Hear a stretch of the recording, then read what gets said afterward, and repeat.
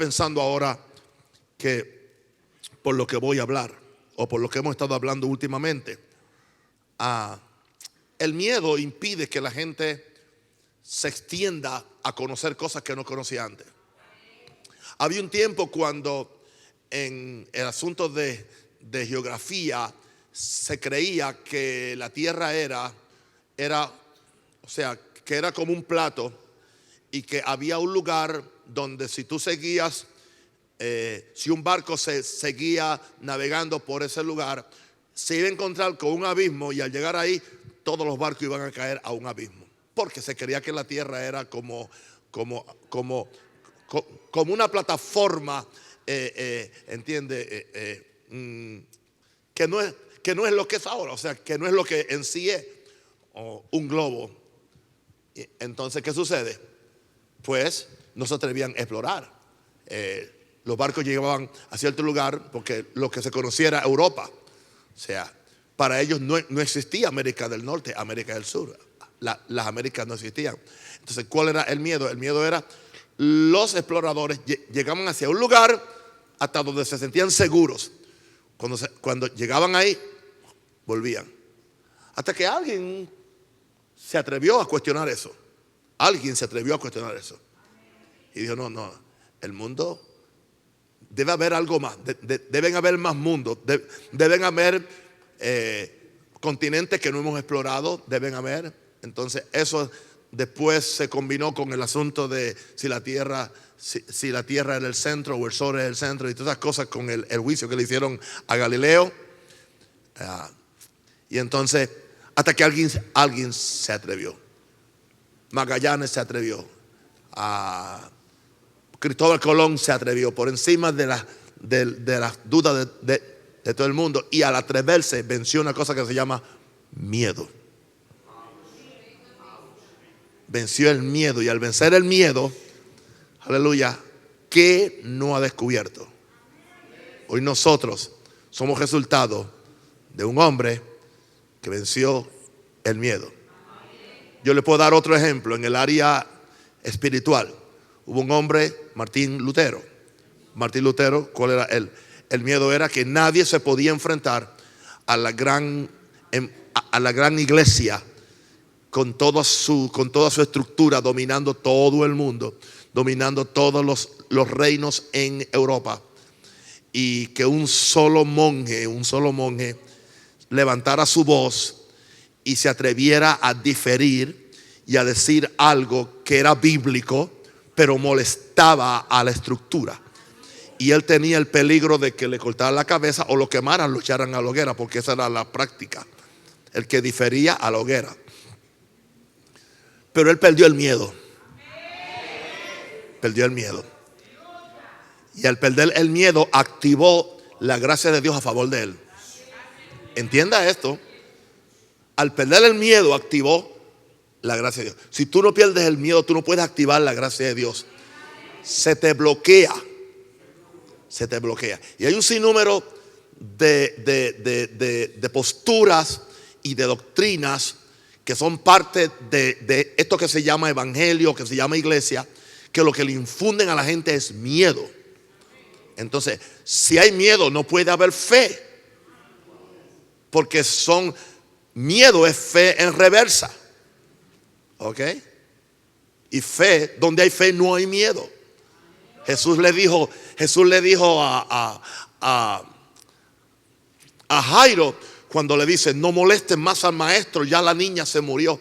Enseguida Jesús, que estaba hablando con la mujer del flujo de sangre, se torna hacia Jairo y le dice, no temas, cree solamente. No temas, cree solamente. O sea, para que tú no temas, tienes que creer solamente. Eso indica creer sin miedo. El miedo nos encierra. El miedo nos encierra. El miedo nos mete en una cárcel de nuestra propia creación. Y los peores miedos son los miedos religiosos. Los miedos que te han infundado. Especialmente el mensaje que yo prediqué el lunes, la enseñanza en la escuela de oración, acerca del Dios que está matando, enfermando, mandando esto, mandando lo otro, todas las crisis que vienen y que se ha usado y se predica, y es parte de, como decía un escritor que yo estaba leyendo, es parte de los devocionales cristianos. Dale gracias a Dios porque mató a tu niño. Dale gracias a Dios porque por esa casa que se quemó. Dale gracias a Dios por eso. Eso no, o sea que Dios lo hizo. Y claro, y somos muy dados a tomar ejemplos de la Biblia mal interpretados, completamente torcidos, simplemente porque el asunto es que si tú vienes a la Biblia ya con un concepto de Dios ya aquí arriba, todo lo que tú lees lo vas a interpretar por el concepto que tú tienes ya de Dios. O sea, tu filosofía va a regular tu fe y va a regular tu revelación. Por eso tenemos que hacer lo que la Biblia dice, traer todo pensamiento cautivo. Y que derribemos fortalezas que dice que se oponen al conocimiento de Dios. Y eso no es fácil. Porque hay una cosa que se llama fijación mental. Que es una fijación mental, que usted aprendió a hacer algo en una forma, que usted creyó algo en una forma. Y muchas veces las fijaciones culturales, fijaciones religiosas, fijaciones de experiencia, fijaciones de pensamiento, fijaciones de lo que te pasó, lo que no te pasó, nos condenan a una cárcel, nos condenan a un atraso. Una de las razones por las cuales, especialmente sabemos, en mi país, la edad de jubilación o de retiro de las personas de trabajo son, creo que para los hombres son 65 y para las mujeres 60, no, ¿verdad? 67 y 65 para las mujeres. Ok, ¿qué sucede? Cuando la persona va llegando a esa edad, ya se condiciona aquí. Eso indica ya yo no sirvo, ya yo no puedo estar empleado, ya no voy a tener la fuerza que tenía antes. O sea, tengo que regularme, tengo que pensar ahora. Lo próximo es retirarme de la vida, básicamente. Y entonces, ahora pensar en lo próximo, disfrutar algunos años, y lo próximo que viene es la muerte. O sea, no que la persona lo dice así, pero es el pensamiento. Porque toda una cultura te ha manipulado con todo lo que es, con toda la propaganda para que tú pienses en esa forma. Y eso impide que tú puedas salir de una cárcel. Un ejemplo, si tú naciste en un barrio pobre o en un lugar, te han dicho que esa gente no pueden salir de eso. Si tú eres parte de una familia fracasada en cierta área, te han dicho que tú no puedes romper esa barrera. Mentira. Para que cree todo es posible. Por eso es que es tan importante que tú conozcas el verdadero carácter de Dios. Es importante que tú sepas quién es Dios y que pierdas el miedo. El miedo a explorar donde otros no han ido.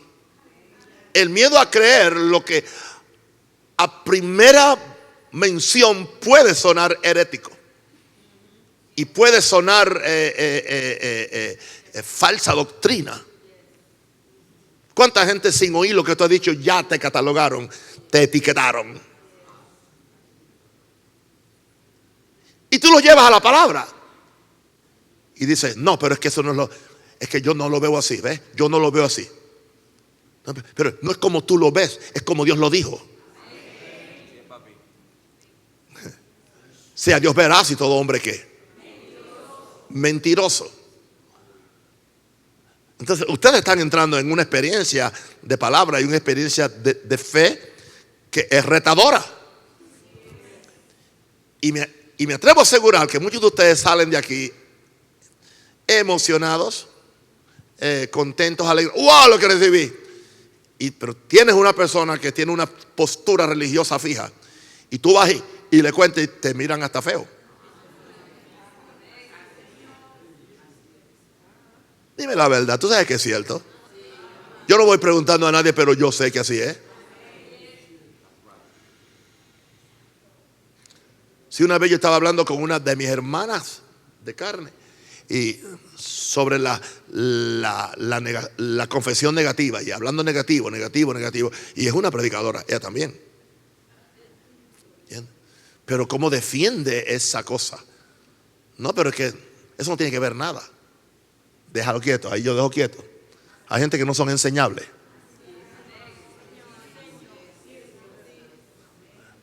Entonces no los hostigues y no los hagas enemigos. A ver si en algún momento pueden regresar a ti para que tú lo puedas ayudar.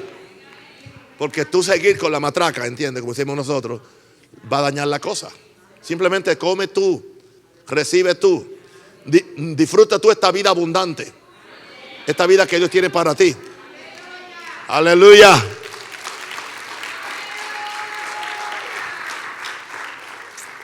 Diga, yo renuncio al miedo. Yo recibo la fe. Vamos a ver un verso aquí en Hebreos, capítulo 2. Dice, por tanto es necesario, verso primero, que con más diligencia atendamos a las cosas que hemos oído. No sea que nos deslicemos. Y el escritor está hablando acerca de la salvación, acerca de los beneficios de la salvación, acerca de lo que dice en el verso 4, señales, prodigios, diversos milagros y repartimiento del Espíritu Santo, que son parte de la herencia de la salvación. Pero que entonces él está hablando a creyentes hebreos. Ellos eran judíos que eran parte de la iglesia. Y entonces Pablo les dice, es necesario que con más diligencia atendamos a lo que hemos oído. ¿Por qué?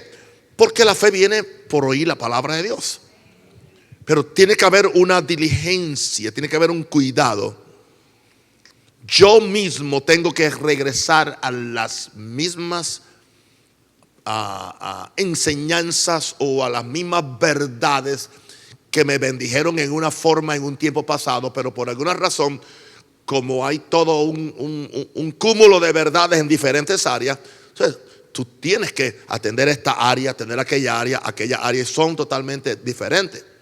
Pero entonces, cuando tú simplemente, la gente que se apega a una doctrina simplemente y no le presta atención a las otras, está desbalanceado en su apreciación de Dios y de la palabra. Hay gente que solamente enfatizan y todo lo que se predica es santidad y no pueden oír más nada. Tanto así que entonces cuando uno predica otra cosa, ellos quieren forzarte a ti a que tú solamente predicas lo que a ellos les gusta o cuál es su prejuicio personal. Pero Pablo dijo, yo predico todo el consejo de Dios. ¿Oyó eso? Todo el consejo de Dios. Hay momentos que hay que predicar santidad absoluta, punto. Pero si tú simplemente estás predicando siempre santidad, la gente se embota. Se embota y se acostumbra a eso. Y simplemente lo usa no para ellos, sino para azotar a otros. Lo mismo es con la liberación de demonios. Sí, lo único que tú enfatizas es el diablo. Y el diablo. Ya la gente empieza a ver demonios en todo sitio, hasta la sopa. Y yo creo en la autoridad, y yo creo en el dominio, y yo creo en reprenderlo, y yo creo en echarlo fuera. Claro que sí, es Biblia, pero estoy hablando de que toda la palabra de Dios es inspirada. Toda palabra es inspirada por Dios, no simplemente la que a mí me gusta. Lo mismo pasa con la abundancia y la prosperidad. Se lleva a un extremo, caemos en la avaricia, caemos en el materialismo. Pero entonces otros simplemente quieren quedarse en la pobreza, en la miseria, cuando Dios es un Dios bueno.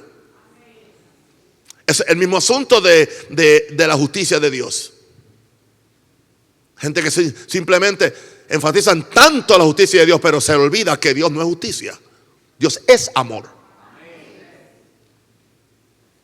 Una cosa es un atributo, otra cosa es quién es Él. El amor no es un atributo de Dios. El amor es Dios. Acabo de decir algo reventado, que te revienta a ti. Hablamos de los atributos. Ok, podemos mencionar los atributos de Dios. Omnipresencia, eso es un atributo. Está presente en todo sitio. Ok, omnisciente, todo lo sabe. Eso es un atributo. Omnipotente, todo lo puede. Atributo. Dios es justo. ¿Ok? O Dios hace justicia, es un atributo. Pero Dios es amor. Eso es lo que Él es. ¿Ok? Yo soy Nahum. Eso es lo que yo soy. Pero tengo puesta esta ropa. Esto es lo que yo tengo. Soy profesor. Eso es un atributo. Yo no nací profesor. Yo nací Nahum. Un espíritu. ¿Ok? Soy pastor. Soy apóstol. Esos son oficios. Puedo decir son atributos. Pero ese no soy yo. Yo soy Nahum. Y tú eres tú. O sea, Dios es amor. ¿Por qué esto es importante? Wow, demasiado importante. Yo no tengo aquí nada. Simplemente estoy dando una meditación hoy de mi espíritu. A ver si aún puedo predicar sin notas.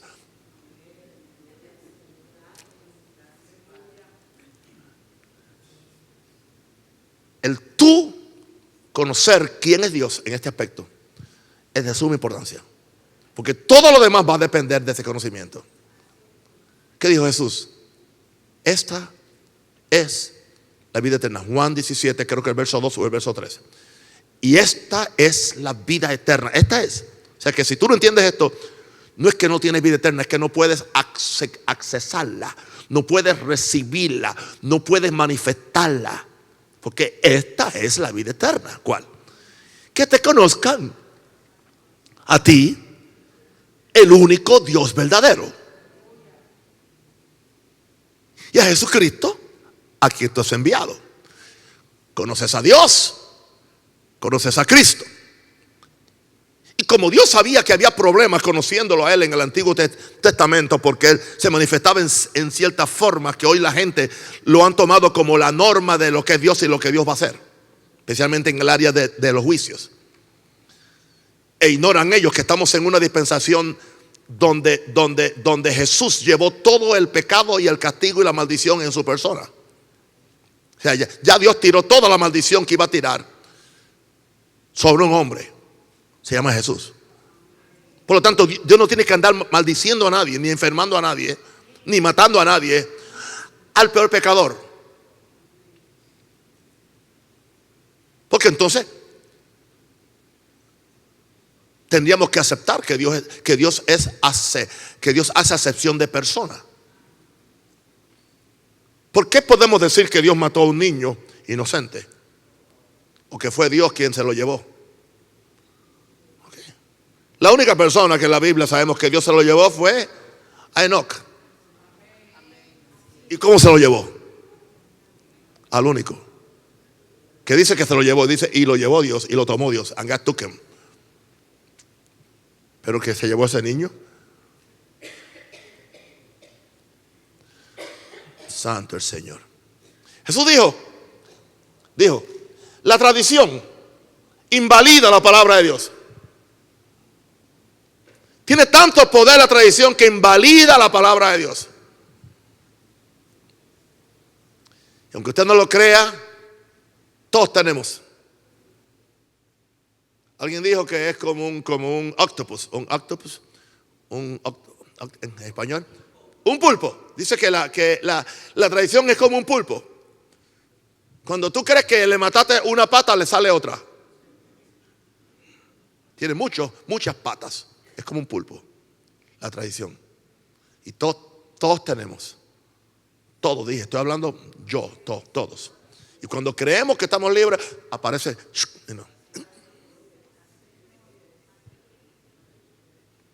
Santo el Señor. Están esperando lo que voy a decir, ¿no? Por eso dice, por tanto es necesario que con más diligencia atendamos a las cosas que hemos oído. Yo sé que algunas veces ustedes no están diciendo amén y yo bromeo con ustedes, no es que están muertos ni que son bautistas, eso no es.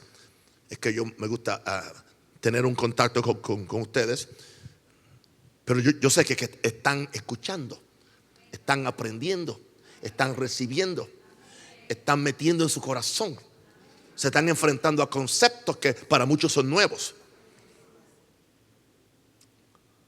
Dice diligencia para atender las cosas que hemos oído, no sea que nos deslicemos. ¿Que nos deslicemos de qué? Que nos deslicemos de la victoria, que nos deslicemos de la sanidad, que nos deslicemos de la vida abundante, que nos deslicemos del gozo, que nos deslicemos de nuestra posición en Dios. No necesariamente es que nos perdamos o que nos vayamos al infierno. Hay gente que solamente interpreta todo lo que lee en la Biblia entre perderse o salvarse, como que no hay una vida en el medio. Hello. Tú te convertiste no simplemente para ir al cielo y escapar del infierno. Tú fuiste salvo para tú vivir en esta tierra. Y si Dios te da 40, 50 o 100 años, es para que tú los disfrutes y para que seas de bendición y para que hagas un cambio en la gente que te rodea. Pero con una mente llena de tradición y llena de mandamientos de hombre y llena de tantas prohibiciones y tantas cosas, tú no puedes ser efectivo. Es necesario que con más diligencia atendamos a las cosas que hemos oído, no sea que nos deslicemos. Yo no quiero deslizarme de la victoria. Una pregunta: ¿no has agarrado tú un término? ¿No has agarrado tú una verdad en un momento? Me ha pasado a mí. Y como que la agarraste y como que ves que ahí hay una gran bendición, como que en esa verdad encontraste una llave para algo una llave que tú no tenías.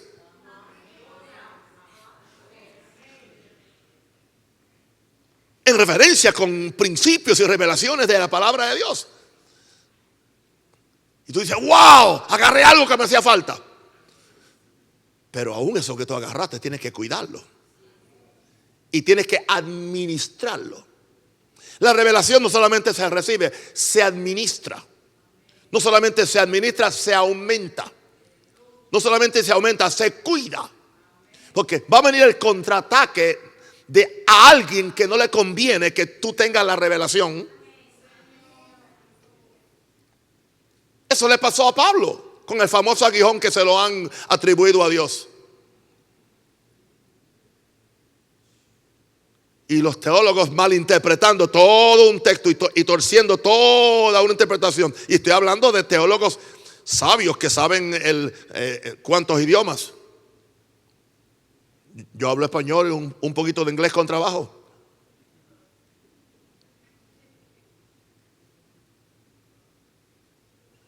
Señores. Y te dicen, Señor, en nombre del Señor, aleluya, yo reprendo a Satanás. Reprendo a Satanás. Yo traigo todo pensamiento cautivo a la obediencia a Cristo. Traigo todo pensamiento cautivo a la obediencia a Cristo. Traigo todo pensamiento cautivo a la obediencia a Cristo. Todo pensamiento cautivo a la obediencia a Cristo. Todo pensamiento cautivo a la obediencia a Cristo. Señores, oremos. No sé. La revelación de la palabra. La revelación de la palabra. La revelación de la palabra. La revelación de la palabra. Escuchen lo que le voy a decir para que usted entienda. Es atacada. Es atacada. Por eso es que viene donde Pablo. Pablo fue llevado al cielo, donde oyó cosas maravillosas que él no podía explicar en palabras de acá de la tierra. Fue al tercer cielo, donde oyó cosas inefables. Vino lleno de revelación. Y Satanás dijo: ajá, ok, con esta revelación él va a ser exaltado desmedidamente. Desmedidamente. Y como va a ser exaltado desmedidamente, le voy a mandar un aguijón, un mensajero mío, un demonio personal, que lo aguijonee. Y un aguijón en su carne también. Además de las tribulaciones, algo le hacía a su carne, a su cuerpo, para tumbarlo, para decepcionarlo, para debilitarlo aún físicamente, porque dice: un aguijón en mi carne.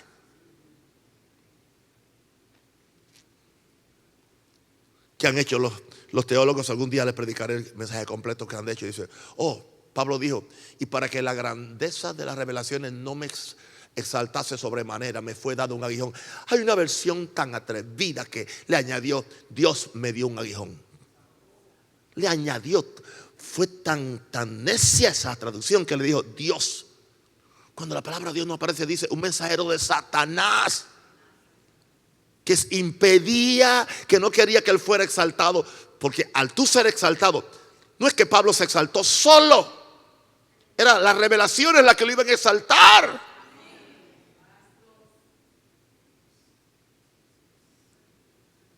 ¿Por qué te digo eso? Porque tú tienes que entender en el lugar que tú estás y la revolución de revelación que está Dios haciendo con tu mente, con tu mentalidad, para que tú seas un mensajero de esta palabra y tú empieces también a purgarte de tanta tradición y tantos pensamientos negativos y tanta cosa que te impide ejercer fe y te impide conocer a Dios. Por eso dice, las armas de nuestra milicia no son carnales, sino que son poderosas en Dios para la pulling down, para la destrucción, para bajar fortalezas. ¿Y cuáles son esas fortalezas? No son tanto en lugares celestiales, aunque hay fortalezas. En este contexto estamos hablando de otra cosa. ¿Qué es lo que dice? Fortalezas de todo aquello que se opone a todo aquello que viene. Argumentos, dice. Argumentos. Derribando argumentos. ¿Y dónde son los argumentos? Fíjese que si dice primero derribar fortaleza, un intérprete que sabe leer, si sabe hacer un poquito de análisis literario, sabe que entonces allá dijo derribar argumentos, ahora dice derribando fortaleza. Derribando fortaleza, ahora dice que son argumentos. ¿Y cuáles son esos argumentos? Los que se oponen a la palabra de Dios. Eso es. Y con eso tú y yo tenemos que luchar. Por eso yo escribí el libro La batalla por tu mente. Porque es una batalla mental. Todos la tienen. Entonces, si tú ganas la batalla en tu mente, vas a ganar la batalla en lugares celestiales.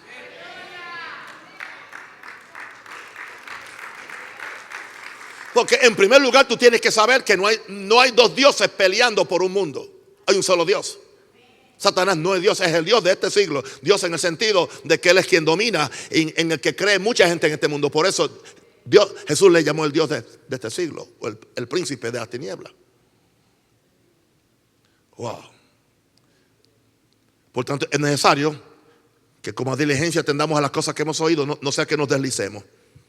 Verso 2, porque si la palabra dicha por medio de los ángeles fue firme y toda transgresión y desobediencia recibió justa retribución, ¿cómo escaparemos nosotros? Esa palabra escapar indica cómo llegar a un lugar, cómo escapar de un problema, cómo escapar de una enfermedad, cómo escapar de un accidente, cómo escapar de una tragedia, cómo escapar del mismo infierno.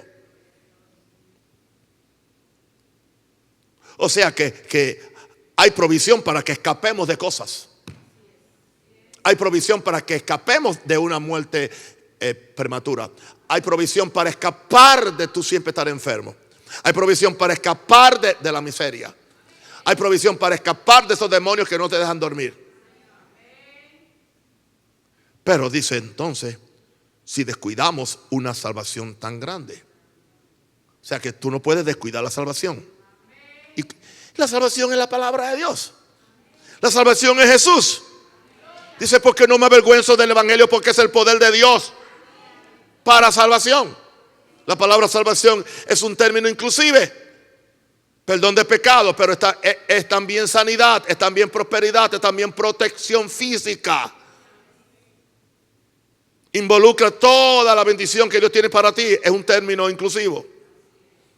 ¿Cómo escaparemos nosotros si descuidamos una salvación tan grande? La cual, habiendo sido anunciada primeramente por el Señor, nos fue confirmada por los que oyeron. Una salvación tan grande. ¿Qué indica eso? Una salvación tan grande. Es tan grande que la salvación no solamente es perdonarte tus pecados. Es tan grande que no solamente es llevarte al cielo. Es mucho más que eso. Es una salvación que involucra la salvación de tu espíritu, de tu alma y de tu cuerpo.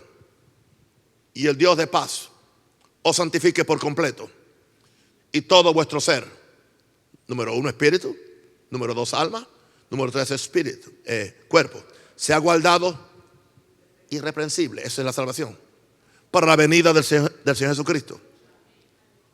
O sea, entonces, ¿qué contradicción podemos decir? Bueno, mi espíritu va a estar guardado irreprensible para la venida del Señor. Así que se va a mantener ejercitado, se va a mantener con revelación, se va a mantener siempre conectado a Jesús como un espíritu.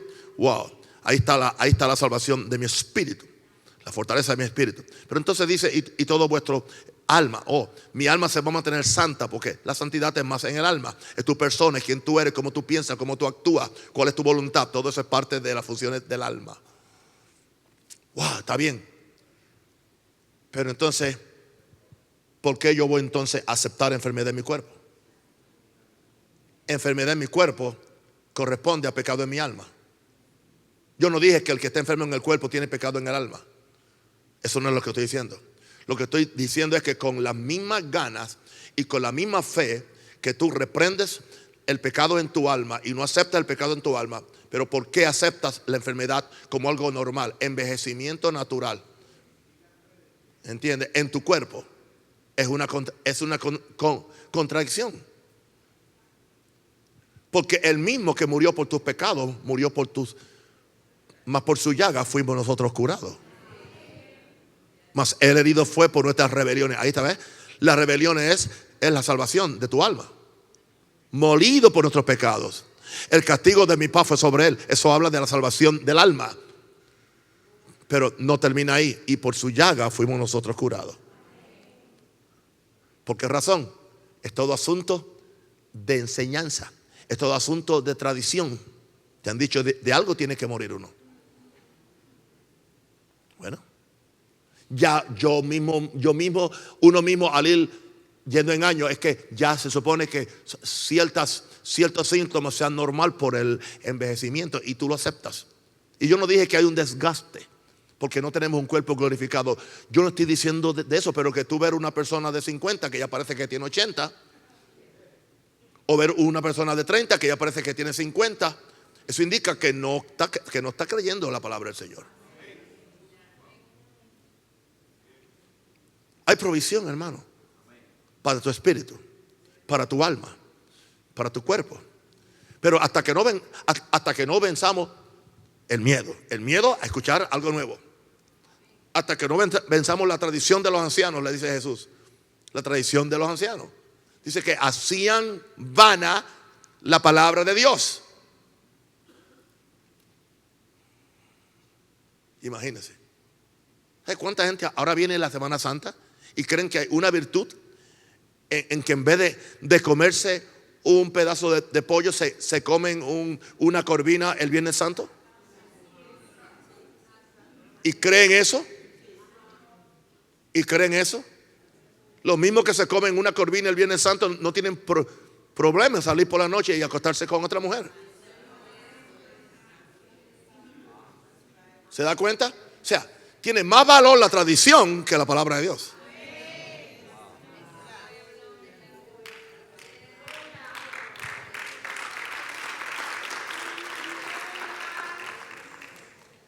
Pero no vayamos muy lejos porque los evangélicos no estamos mejores.